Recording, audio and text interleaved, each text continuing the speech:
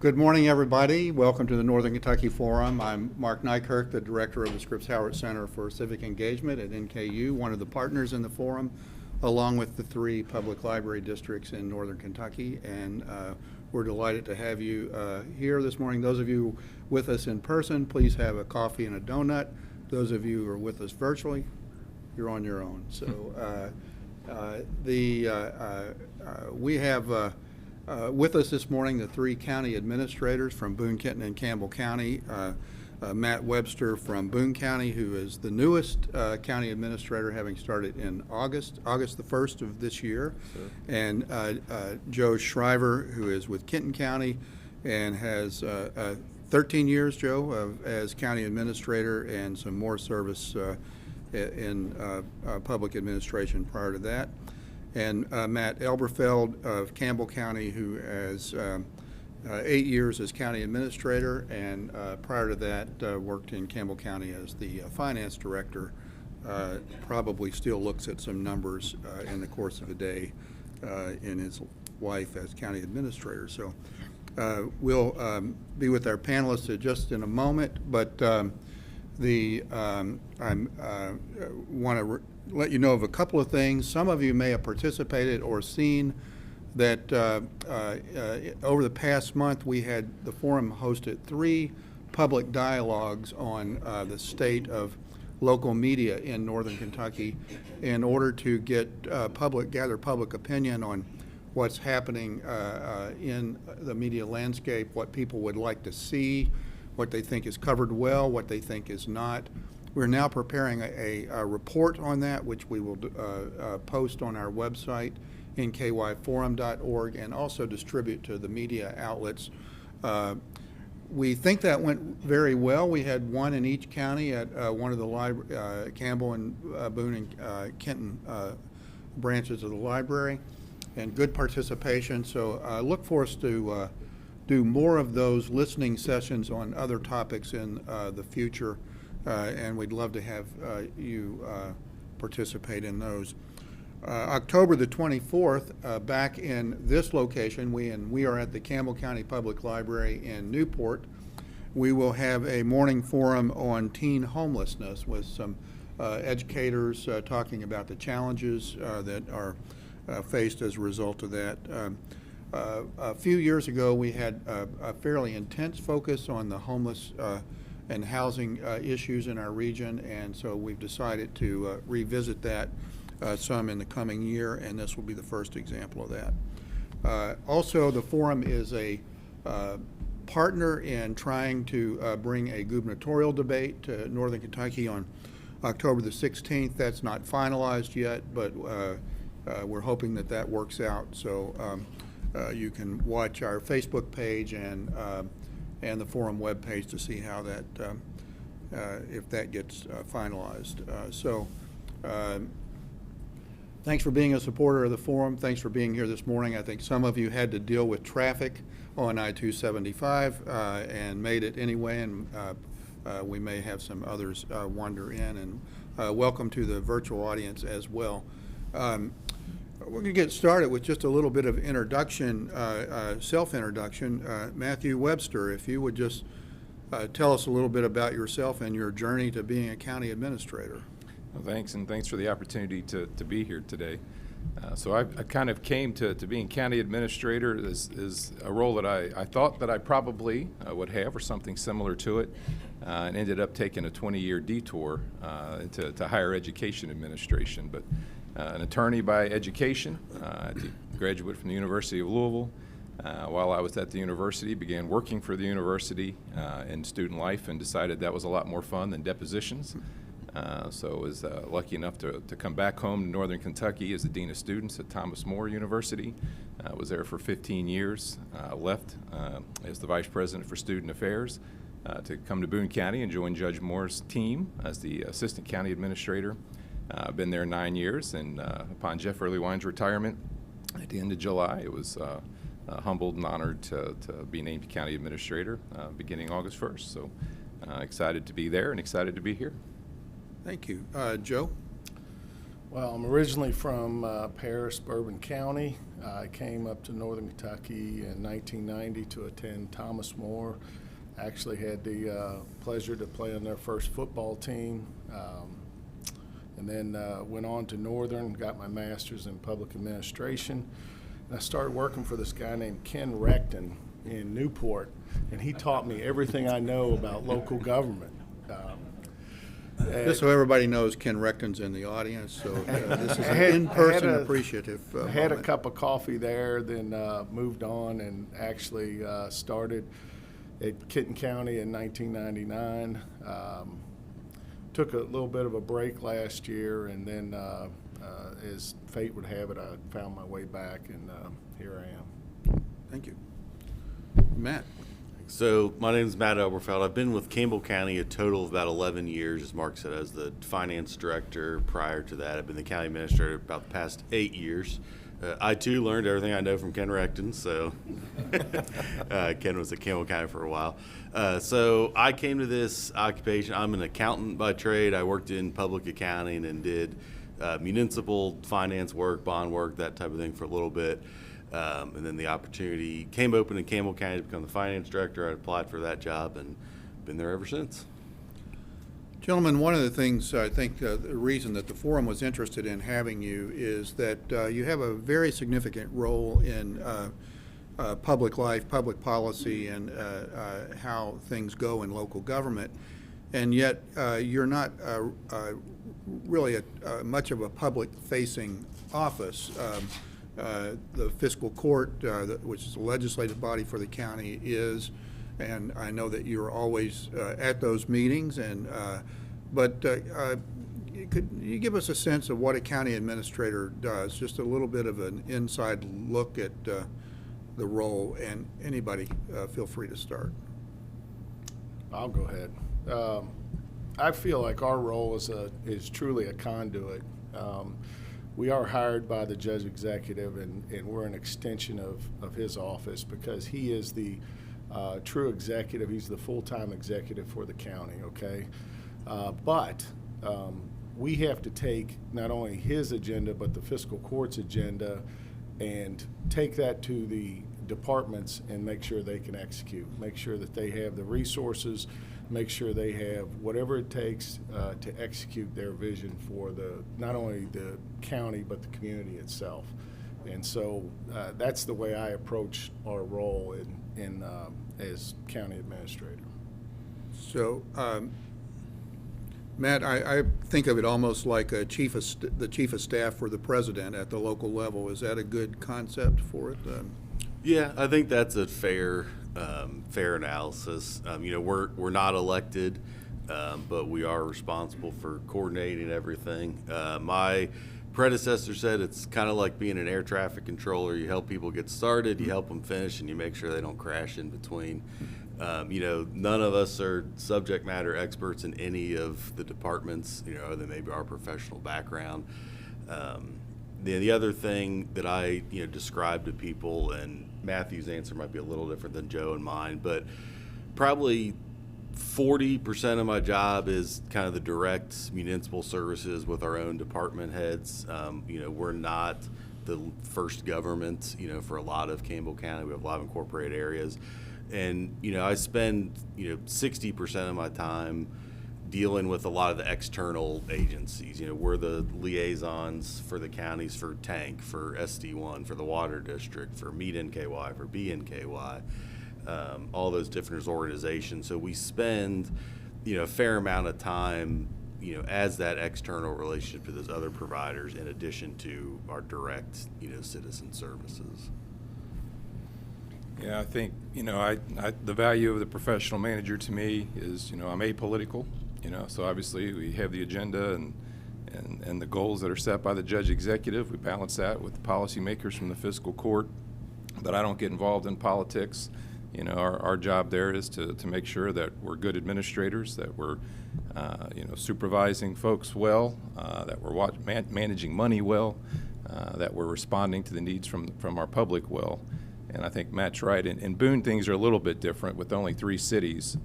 So we have 15 department heads that report up through the county administrator. So I probably spend a lot more of my day supervising staff and working on direct service delivery, whereas Kenton and Campbell probably have a little bit of a different day. But for Boone, we really do spend a lot of time working with departments, setting strategy, making sure that we're providing good frontline services to the folks over in Boone where the cities don't exist as much. Let me follow up on something that you said, and again, anybody, and consider this a conversation, so don't wait for me to call on you, but you say that the county administrator is not a political position, but it's a policy point of it, and I'm wondering, you're appointed by the judge executive, so one assumes that there has to be a good relationship, working relationship between the elected official and the appointed official, but do you have, how often do you have a deep policy discussion, with elected officials, and what is your policy shaping role? At some point you have to implement, but during this formulation stage of policy, what's that like? Well, I'd say we have deep policy discussions probably every day, whether it's the judge or a commissioner who would stop by and wants to discuss something. I think as the county administrator, I work with our team to recommend what we think would be good policies, but ultimately we're not policy makers, so I think, we recommend the policies that we think will move the county forward and will serve our citizens well. We try to help shape, as you said, shape what we think will work best, but at the end of the day, those are recommendations. When the fiscal court gives me a directive or this is the policy, then it's my job to implement it well. So, I think the balance with the county administrator in that is I'm working with my team, I'm working with the elected officials, and finding good balance there. But ultimately, it's trying to recommend that which we think will move the county forward, and work with our elected officials to try to implement, their vision. Yeah, it's a two-way street, right? It's not just always us bringing recommendations to the fiscal court. It's also those folks bringing ideas and direction to us and saying, how do we make this work? How do we make this effective, efficient? And so we do shape that. We do craft it. It's not always our ideas that we're bringing, but at the same time, we're working with them trying to get the best possible outcome. And that's typically what we try to do, because we don't get to vote. We don't get to make the final call, but what we certainly do is make sure they have their eyes wide open to all the options as we see them, and to give them as much information to make a good decision. That's our Joe, if I could role. just stick on that for a minute, in terms of options, so if a policy, some direction comes up, do you feel it's your job to find the pros and cons and present those to the elected officials, and how do you research something? What's your Well, approach? absolutely. The pros and cons are essential, but the first thing I do is I look to see if it's legal. I want to stay out of jail, and I want to keep them out of jail as well. So that's my first goal, is to, is this legal, or are we able to do this? And then the second goal is to, should we do this? Then it becomes what are the pros and cons, and just because you can, sometimes don't always should do things. So it really is, and it's experience. I'd like to say otherwise. When I was younger, I didn't think I needed as much experience, but now I know the value of it. Having dealt with issues over the years, having seen those, it doesn't mean you can't go back to them and still make them work, but you have to be situationally aware too. While we're apolitical, we still have to be politically aware of situations. I mean, they all play a role. They're all variables in any circumstance you talk about, and I just think that you have to weigh those. You have to give them that information, and you have to be decisive. You can't worry about perfection over pace, because you don't have that luxury. You have to move the county forward, and you have to take action in order to effectuate change. And so you can't sit there and labor over a decision for months and months and months, because it will pass you by, or most often it gets worse. So you really have to be able to dissect and boil down a good amount of information, make a decision, and move forward with that decision. Matt, Joe said the overall, the sort of general rubric is to move the county forward. What's that mean? Jobs or more revenue for the county, or in order to do something? I mean, what's the measure of moving the county forward? I think that, can depend on who the audience is, what party. There's, multiple measures of, success. There would be, groups in the community that, the most miles of road resurfaced is, the only measure of is the county moving forward or not. There'll be other groups on, what do the employment statistics look like? There'll be people that to them moving the county forward is adding utility infrastructure. Meaning, they want water and sewer expansion, because to them, that's what matters. So, it's a unique role in that it's not like a company that you can measure sales, that, you have easily quantifiable performance, metrics. So I think it really depends on the audience, knowing what's important to those audiences, and then trying to balance those. Because there is limited amount of time, limited amount of money. So success means a lot of different things to a lot of different people, and I think a lot of this is managing that. Matthew, Webster, if I could, and this may predate, I know it predates your county administrator role, but probably something you're still thinking about all the time. But I'd like to move into some specifics, so I invite you all to think about some specific examples of where you've weighed pros and cons. But let me ask you about this one. One of the largest developments in northern Kentucky in recent years is the Amazon project, and from a citizen standpoint, it just sort of popped up. Here we're getting Amazon.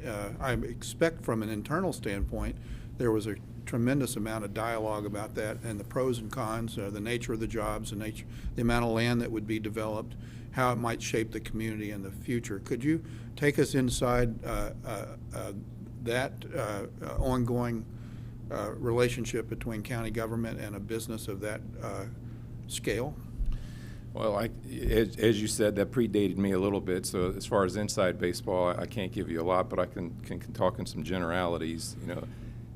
When the Amazon project came to light, remember, Amazon's been in Boone County. I think we have 14 different Amazon locations that already were in Boone County. So that was a pretty long-standing relationship that had already been created. But I think, what you have to understand is, none of this happens independently. So when a project like Amazon comes to light, there's a lot of pre-work that's being done with our regional partners. So NKY has a big role in that. You look at the Amazon project, that's on airport property for the most part. So CVG was a major player in that. Borders the city of Florence. So the city of Florence was, involved in those conversations, and obviously the county. I think we also would include in there our planning and zoning planning commission. So a lot of different entities and partner agencies that come together and kind of evaluate what are the positives of a project, what might be the negatives, and if there are negatives, can we mitigate those negatives? So now you're bringing in partners like maybe the Kentucky Transportation Cabinet to look at possible impacts. So a lot of conversation goes into looking at a project of that size and magnitude, with a lot of different partners with subject matter expertise at the table. And I think you look at where we're at with that particular project. There were high degree of concerns about traffic and some other things. I think if you drive out in Boone County today, that really hasn't come to fruition for the most part. And a lot of that is because there was good dialogue, good planning. How do we work with Amazon to manage shift changes and those kind of things, improvements to Mineola Pike, Donaldson Road from 275, and looking at traffic patterns. So I think that the thing I would take away from a project like that that you want to be a positive is making sure you have the right people at the table, the right subject matter experts, you're asking the right questions, and you're being honest with each other in that dialogue. And I think if that happens, you can come out at the other side of the project with a very positive result. I think when we were doing discussions a few years ago on affordable housing, that Amazon was a relatively new project, and there was a lot of dialogue, and I assume there still is, about whether there's adequate housing for the workers. Do you find yourself dealing with that, and how? Well, the question of adequate housing is certainly, I think, we talk about what we're looking at in terms of challenges and also opportunities. The idea of having enough workforce housing is not necessarily an Amazon issue, so I'd kind of put that in its own box. I think just the idea that we have enough housing for the job creation generally is definitely an issue that's high in our minds, and I think that's a great opportunity to look at the 3 counties regionally. That's not a Boone County issue. I think that's something that all 3 of us are looking at. So I'd say it's absolutely still on the radar screen. It's a challenge, but it's also an opportunity for us and something that we are definitely having a lot of conversation around. Matt Elberfeld, an example of an issue, either recent or in the past, that how you analyze that, and the public sees the result, but pull something out that's been a challenge that you've had to deal with, and how that played out. Well, this will be the totally opposite scale of Amazon, so we'll go on the other side of the spectrum. And this is just a routine, day-to-day thing. So we're looking at, there's a bridge that needs replaced out in southern Campbell County. It's pretty expensive to replace, but it's a weird alignment, nothing you'd rather do. You wouldn't build it that way today. So instead of let's just replace the bridge as is, we're looking at other transportation options of, do you widen the road surrounding it instead? Do you improve the access another way? Do you reroute the traffic a different way? And that's just something, you get your experts engaged on, like Matthew's saying, subject matter experts. I am not a transportation engineer. I'm not a bridge engineer. So you work with those people, and you go to the fiscal court eventually and say, okay, here are the options. You can replace as is for this amount. Here are the pros and cons in that. Or, here's a rerouting of traffic and another transportation plan we've come up with that's cheaper, solves the problem of the bridge. But ultimately, to kind of circle back to the beginning, that's up to the fiscal court. I tell people all the time, I'm in the recommendation business, not in the decision business. There'll be people that come up to me and say, well, you need to make the fiscal court do this. I said, that's not exactly how this works. So that's, I said, the totally opposite size of Amazon, but just a routine day-to-day thing that comes up on whether you replace a bridge or widen a road. Joe, you're having to deal with a bridge project of a little different scale. A small one. Small Another project. small example. How's that going? Well, and what's the county's role in that? I'll be honest with you, it is a state project, so we do have a seat at the table, and we are, but there are so many. It is the state's, baby. So we try to lend support where we can. We have offered, with the proximity, when the bridge went down in November, I think it was Veterans Day a few years ago. We opened up our offices so that the state could set up shop there and work there for every bit of the month that the bridge was down or so, or however long it was. But because we're not directly in charge of that project, thankfully, we're just trying to lend support to District 6 and Bob Yeager and help their staff in any way we can. We know the impacts. It's going to impact our own building. They're going to shave the front of our front lot. We're going to lose all the parking underneath of the underpass. But the state's been a great partner. They've done some things to mitigate that for us. So we're just here to help locally and do as much. Really try and push out information, because as much as we all know this is a big project, if you talk to people about timelines, if you talk to people about details about this, I'll admit, if it didn't touch my life, I probably wouldn't be thinking about it either. But it is going to impact this region hugely. So We are going to try and help push out that information with our communications folks as much as we can. Make sure to help mitigate, because we saw on a small scale what that bridge means to the region when it was shut down. And I saw, every day the impact that it had on Covington. The traffic that was going to the wrong streets, even as much as they tried to sign and direct, it's going to be a big change for for several years.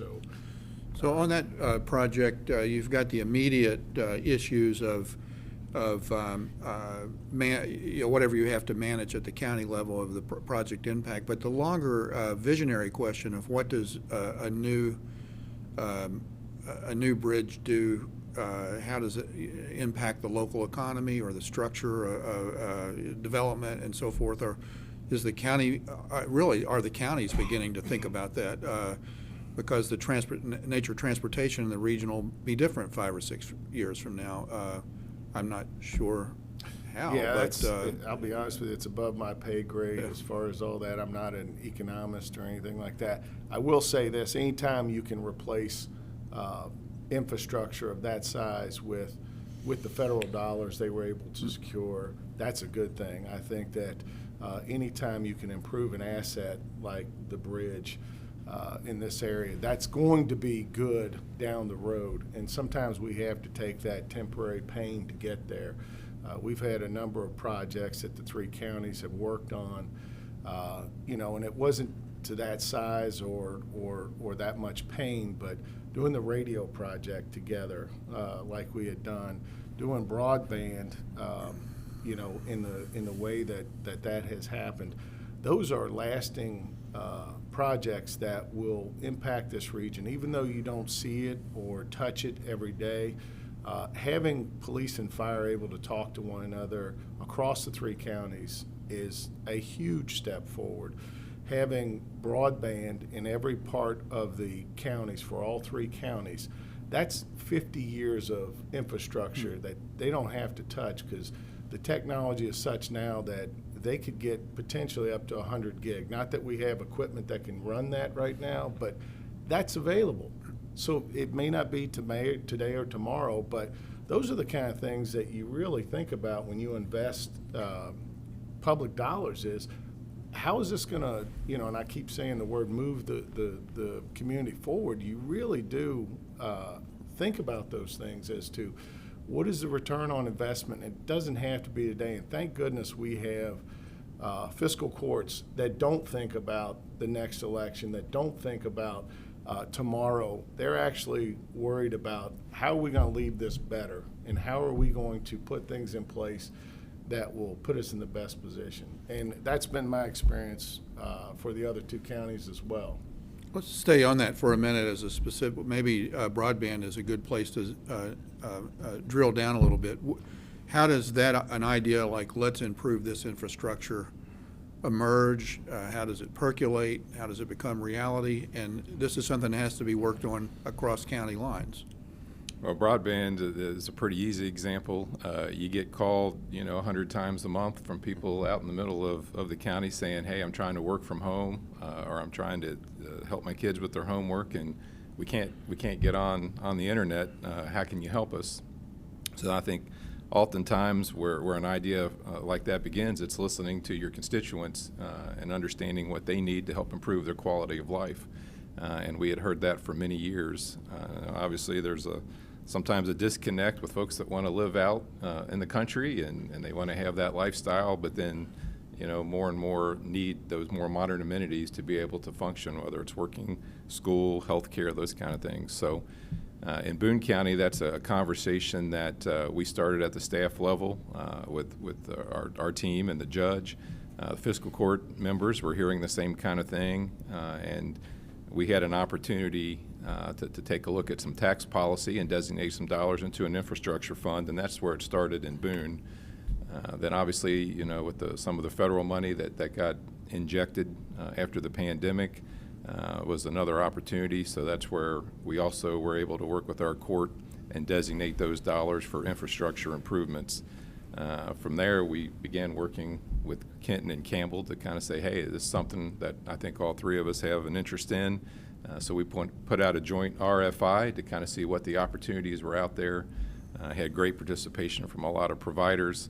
And then we start, you start to make those connections and have the dialogue. And I'll be honest, our initial goal in Boone County was just to try to get minimal speed out to areas that were completely unserved. And through the dialogue, through that RFI process, and really the kind of the purchasing power that the 3 counties can bring together, that conversation quickly turned to say, hey, why are we not thinking bigger?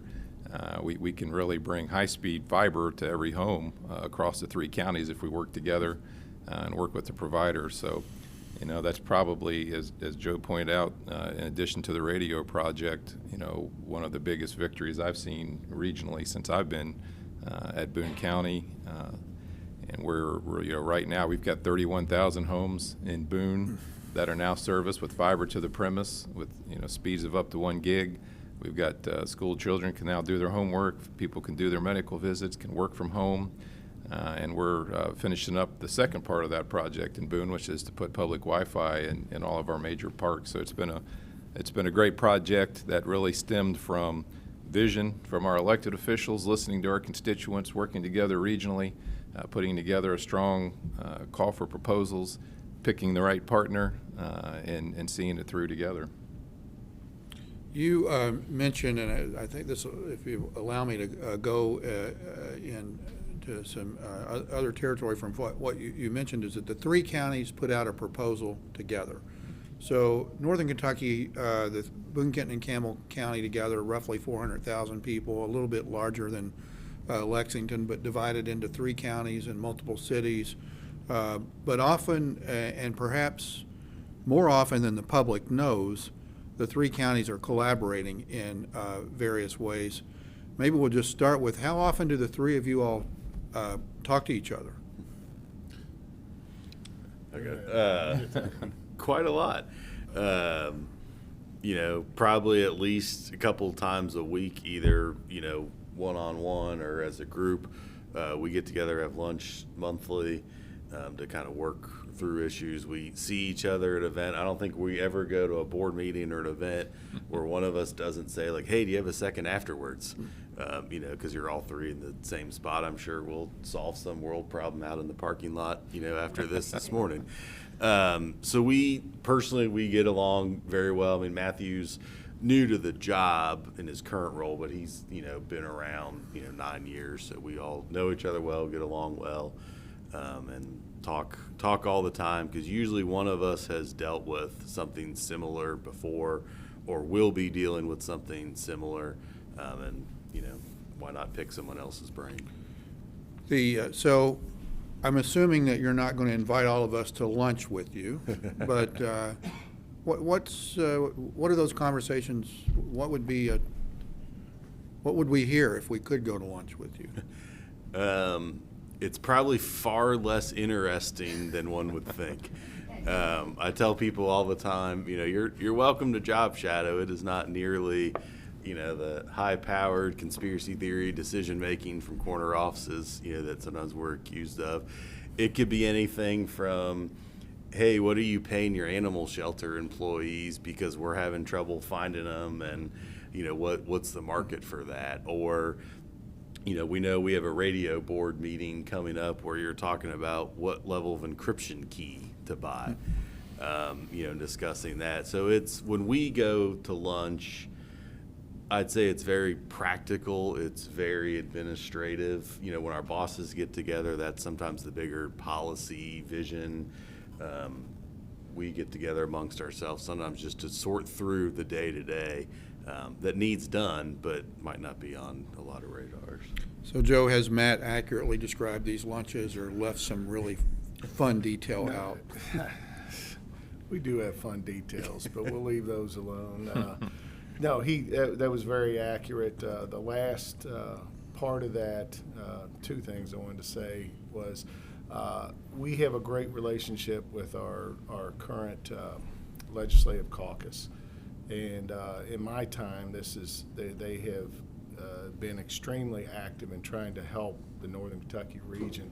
And so what's great about having not just the 3 of us, but the the three counties, judge executives and the fiscal courts being in concert, is that we can give them what we need in one voice, basically, and they have been really good in the last few sessions about providing solutions to some of our problems. So I have been thoroughly impressed with how responsive those folks have been, and I don't want to start naming them because I'll forget somebody, but they have just, as a group, have really, in my time, been very good to us. The second point I wanted to circle back around, and it's not really what Matt was talking about, was this isn't just a county thing with us being cooperative and trying to work together. I think your forum has done some work on this. We have municipal aid across all the agencies, the cities, whether it's police, fire, homeland security, emergency management, all those jurisdictions. While when I first came into government, there was this big call for consolidation, and we need to reduce, and we have this waste and redundancy. But I'm going to tell you, the more you look at it, and I'm not saying there can't be efficiencies and improvements. You absolutely can. If you have a blank canvas, you can always write something the most efficient way. However, with what we've been dealt, I think Northern Kentucky does a fantastic job of backing each other up, of using the resources they have to the best of their ability. And, I just want to put that out there because I think you guys looked at some of the other areas in the state, and there was only like one area where we were less efficient than Louisville, and we were more efficient in all the other areas. So I take that, I think you've got a lot of good public servants up here that take the same approach that we do. And it's not let's fight or what's mine is mine. It's how can we all get this done, and how can we take care of the job that's in front of us. And so, sorry I went off script there. I feel like a presidential debate here, but We talk about what I actually want to talk about. yeah. Let me change the question to what I want to talk about. But no. Well, there is no script, so you're fine. But this is really a long-term question for Northern Kentucky, is the structure of government, and we have what we have, and I think what you're describing is a facility with partnerships that's a necessity if we're to get things done. But that research that you mentioned also raises other questions of what is it that we're unable to do that some other structure might help us with. One topic that comes up often is parks and recreation, and Boone County, with fewer cities, the county has a fairly robust park system, but a region thrives not just by its job base, but also its amenities. And so I wonder if that's how you all think about that within your counties and as three counties. Or what are the amenities? We talk about not just parks, but what do bike trails look like that connect, or walkways along the river, or the Licking River Way. What's that conversation look like? Is there time for it? I mean, some days you just have to deal with hiring people for the animal shelter, I guess. But at some point, how do you think about an issue like that and try to move it, Joe, in your terms, to move the county forward, or the region, I should say? I'll go ahead. And you work with all the growth agencies that Matt was talking about, that we appoint to and we have contact with on, if not daily, weekly basis, and you try to understand that, hey, this isn't going to change overnight. This isn't going to be something that happens tomorrow, but what would that look like? What is the vision? And work with your planning agencies, work with NKY, because every issue that we've talked about today, and I don't mean to get philosophical here, but they all intertwine. They all come back to quality of life. They all come back to the community itself, because you need economic development to pay for roads and infrastructure and these other things, but you also got to have the amenities and quality of life. And now what they're talking about is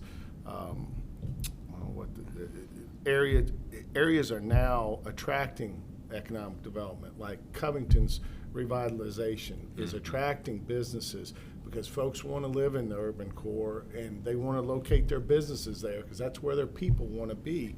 And so with that comes all the other issues that you're talking about, is weighing, is that type of industry the one we want to have in there, or do we want to locate that somewhere else? So they all intertwine to make up the community needs, and you can't forget any one of them or else things will get off kilter and out of balance. So you really have to be able to work with a lot of different agencies and digest that and really try and plot a long-term plan forward, because you can't, and that involves planning. And so I started with them, and I'll go back to them. They have to be at the table.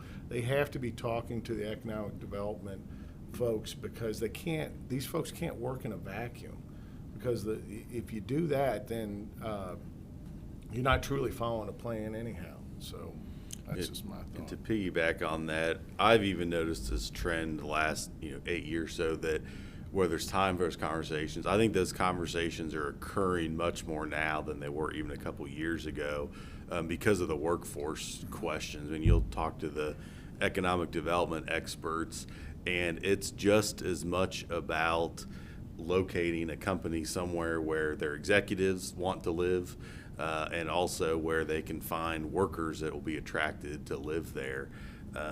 It's not just anymore about the cheapest, flattest piece of land that already has utilities built in it, because from the company's perspective, if they can't get anyone that wants to live there, therefore no one works there, who cares how cheap it was. So I think the quality of life pieces, that conversation occurs much more than it did even just a couple years ago. And I think that's a good thing, because it also benefits your citizens. They're already here. Everyone benefits from expanded fiber, from an improved park system, not just site selectors looking. So Matt, for if somebody, a prospective employer said, I'm considering Campbell County, and came to you, what would you show, what would be your show and tell for that? And maybe a corollary question is, what do you wish you could show but can't?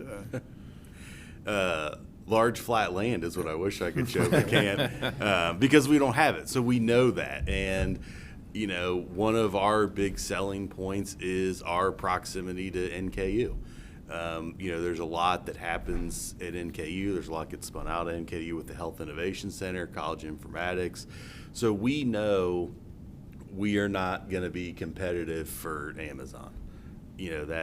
That's the reality of it. So we look at attracting, the office type, the people that want to be in the urban core with the revitalization in Newport, Bellevue, Dayton, proximity to NKU. We have good statistics on proximity to the airport, different things. So we know what we don't have, and we're good with that. It would be foolish to spend a bunch of time trying to convince someone to, create a flat piece of parcel. So NKU is a big selling point, the urban core, the river cities. That's what those quality of life pieces is what we really advertise. Matthew, Joe, what's your sales pitch? Well, I think that in Boone, we've got a really unique environment. You've got a developed part of the county, you've got a very undeveloped part of the county. So for folks that want to maybe be really close to downtown, but live on 5 acres, we have that. You mentioned we have a very robust park system. We have a lot of efficiencies in Boone since the county government runs a lot of the different functions. But I think for us, we've got some unique. I'll go back. We do have flat land, so we're happy about that. But Kenton County was gracious enough to build an airport in Boone County, so we appreciate that. Another good regional partnership. But with access to the airport, with 3 interstates, 42 miles along the river.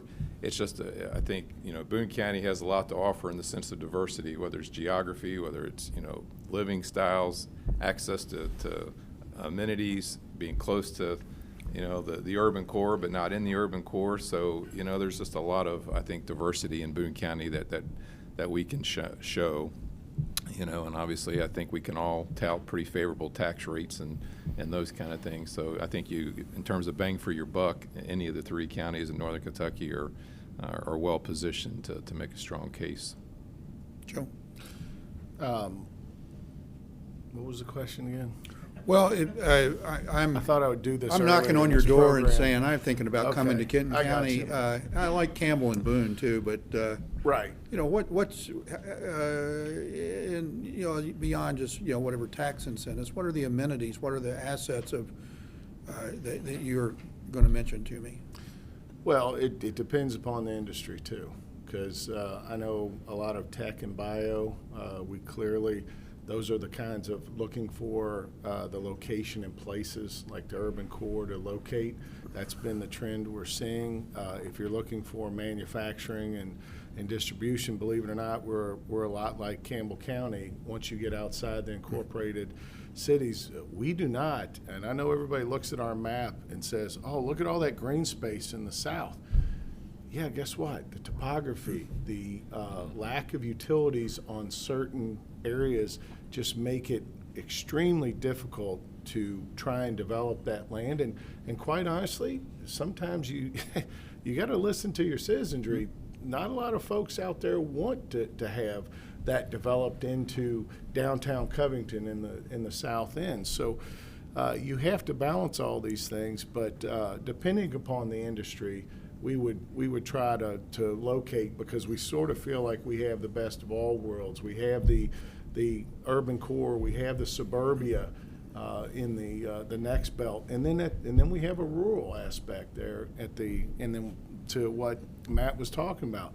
We all 3 have access to the airport. We all 3 have access to major highways, and that's my last point about that is yes, we go after jobs. We certainly are competitive, but the interesting thing about these 3 counties is we know that workers don't care where the restaurant is. Workers don't care where things are located, because they cross those lines all the time. So if a industry locates in any one of the 3 counties, we all win, Right. because they have to live somewhere. And they have to eat and work and drive to places. So the region wins when one of the 3 gets an industry that they want. So that's been a mindset that you don't see downstate, because you talk to a lot of them and they get angry if industry moves from one county to the next, right next door to them. They get angry. And it's like, well, we understand that there's a bigger picture here, because the economy is still going to be boosted by that industry. Now, for that having been said, I'd like to get a little bit of Boone County's industry into Kenton, but we'll take what we can get. I want to remind the virtual audience, if you have a question, just put it into there's a Q&A function at the bottom of your screen. Put the question there, and we'll go to that. But at the moment, I'd just see if there's any questions in our in-person audience. Just raise your hand. And So you mentioned a lot of good things, but I didn't hear a lot of education. So like K through 12 education. What is your relationship with our schools and superintendents? Do you have relationships? Is that part of your goals? I feel like I'm dominating. Yeah. So we do have relations with all of our schools. Campbell County Schools is our biggest. Dr. Wilson and I talk fairly frequently about shared issues we might have. We also have independent school districts that we partner with on. It is an important piece. We look to NKU for a lot of, our education, guidance, and advice. And it's a little bit of a balance of, they're the education experts. If they come to us with needing help with something, we will absolutely meet. We'll do whatever we can to help. But generally, I'm not going to go to a school district with an education idea, because they know more about it than me. So it's a responsive relationship. We're good partners with them. Day to day, we don't have a lot of involvement, but they are important, and we help them any way we can.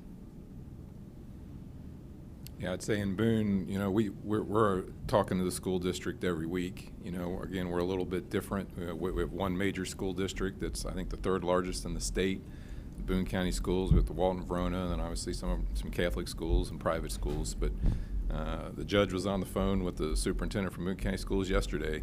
They have a standing monthly phone call. We coordinate with the school district very closely on things like winter weather. We procure all the salt, and the schools buy that from us so that we get better purchasing power.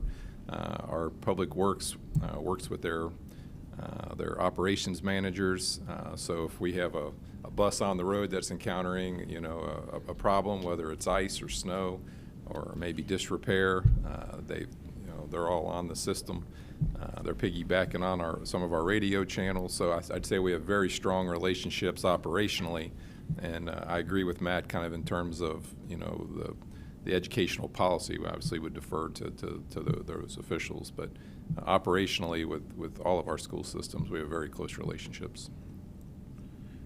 Joe, just before you add, somebody in the virtual audience mentions that they couldn't hear the question from Shelley, your question. So the question essentially is, what's the relationship between the county and our public education, P12? Same has been mentioned by both Matts. We have a good relationship. When we have opportunities to partner, we try to. I think the biggest issue that we've talked about with all schools, both public and private, have been SROs. With recent litigation or legislative change, everyone's trying to figure that one out. And so we have been a willing partner. We have a meeting next week to talk about this. So, yeah, we both stay in our lanes, but at the same time, whenever we can, help one another, we are very willing to partner with them. We're going to go just a little past 10 o'clock because we got a little bit of a late start. Question? Yeah, I have a question. For me, the big elephant in the room is Cincinnati. So how do our counties here deal with what's going on the other side of the river? So how do our counties interact with being right here next to Cincinnati? What's the relationship between Northern Kentucky and Cincinnati, and how does that? What's the best thing? And go ahead.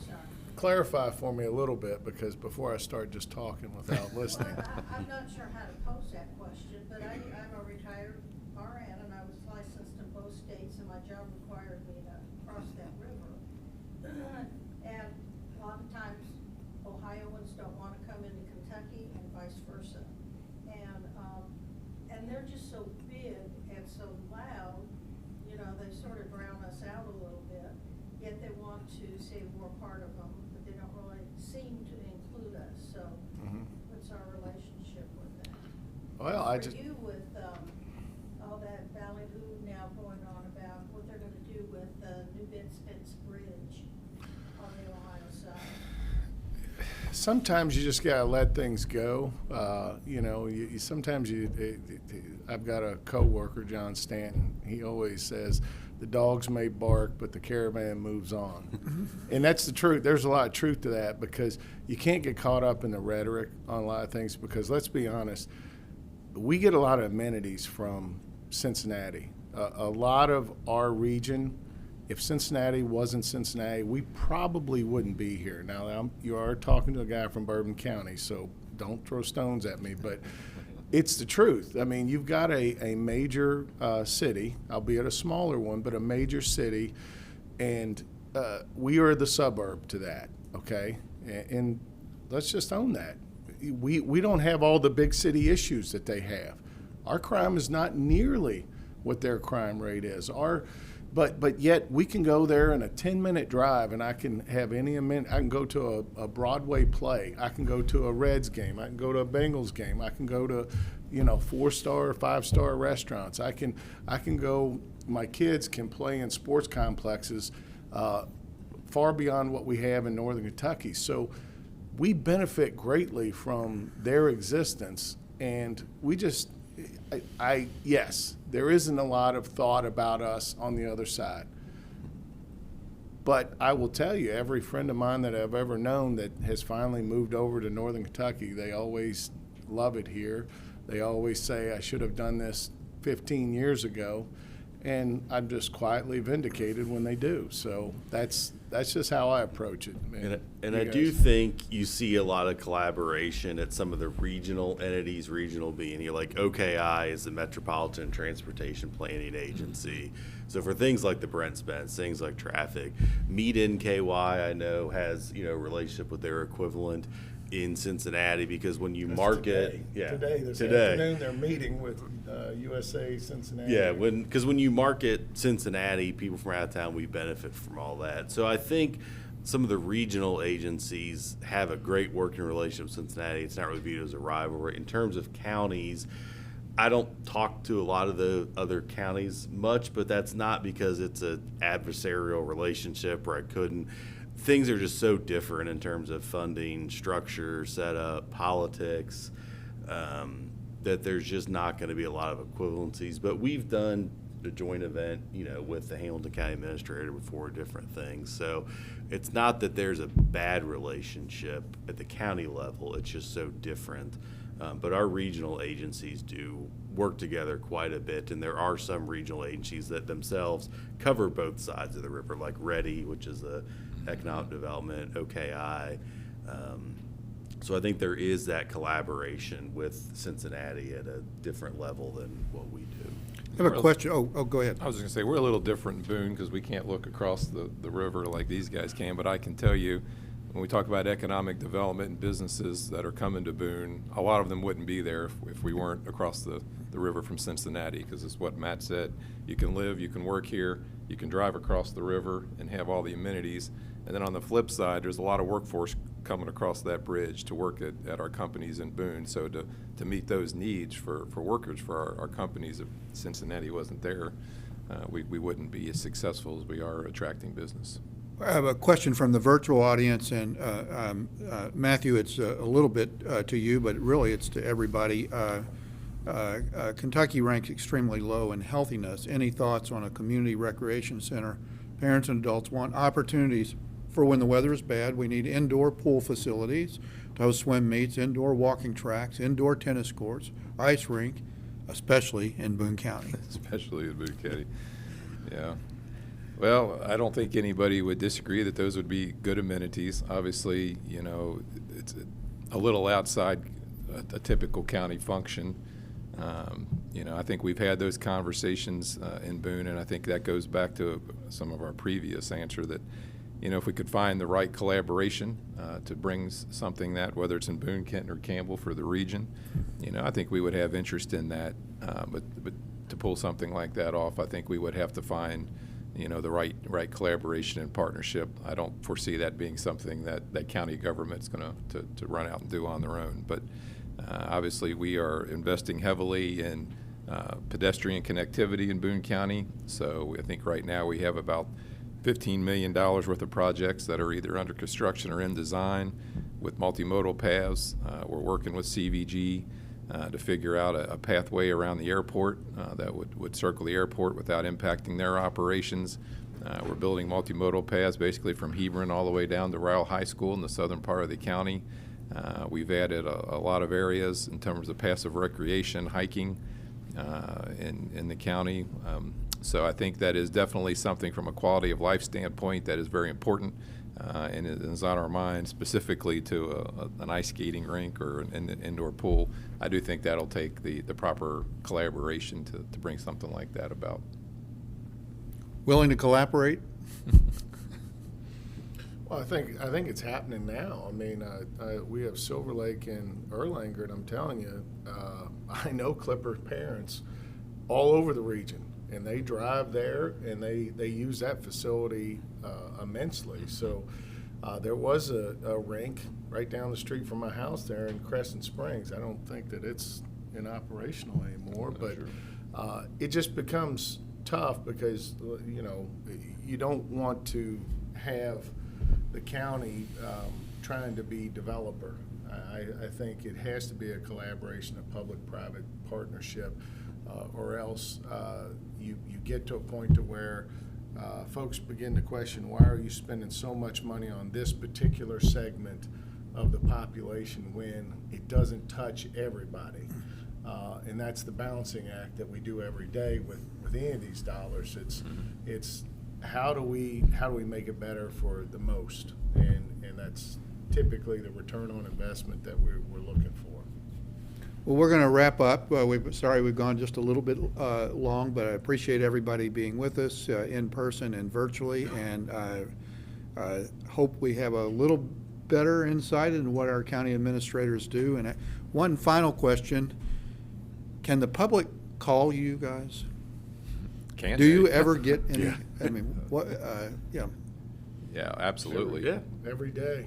And, you know, for us out in Boone, remember, we are pretty much local government for 95,000 people. So if there's a pothole or there's a dead deer on the side of the road, folks obviously have my number because the phone rings a lot. So absolutely.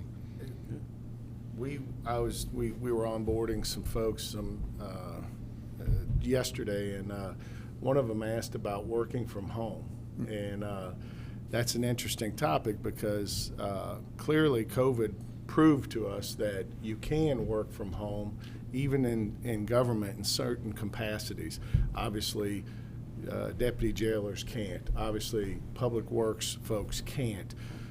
However, the interesting point that I always, and it sounds a little old school, but I don't know when that person's going to come through the door and ask to speak with me, because it doesn't show up on my calendar. They don't make appointments like that. But I feel an obligation, if I'm going to serve the community and I'm going to, back the decisions that were made, I need to be there and I need to be available to folks. So whether it's in person, whether it's on the phone or what have you, I feel like that's the tone that we set. We're in the customer service business, whether you like it or not. That's what government is. We serve the public, and so we need to be there and be present for them whenever they need us.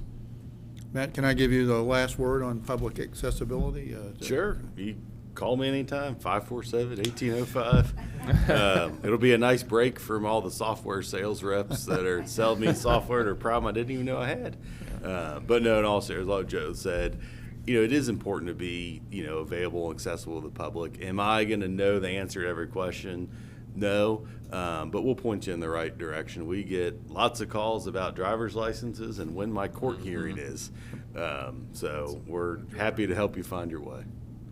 Well, I just remind everybody that we will be back in this location, the Newport Public Library, on October the 24th at 9 a.m. to talk about teen homelessness with an important topic in our community. Also, if you can visit us on Facebook or at nkyforum.org and keep up with what's being planned, and send us an email if you have a suggested topic. We are interested in that. We are trying to do more planning out further, but we also want to be agile so that we can respond to topics that come up. So thanks for being with us, and please give our panelists your warm thank you. Thank you. And we will be posting the video of this online. There's a little bit of post-production work to do, and I'd like to thank, we have with us today students from Norse Media, which is a co-curricular activity at NKU. These are students who are majoring in electronic, generally majoring in electronic media and broadcast, and what is happening is some on-the-job training, and they are going to be doing this for a living one day. Matthew, I think you just hired an NKU journalism graduate for communication, so happy to see that happen. So again, thanks everyone, and if there's a donut left, don't make us throw any away.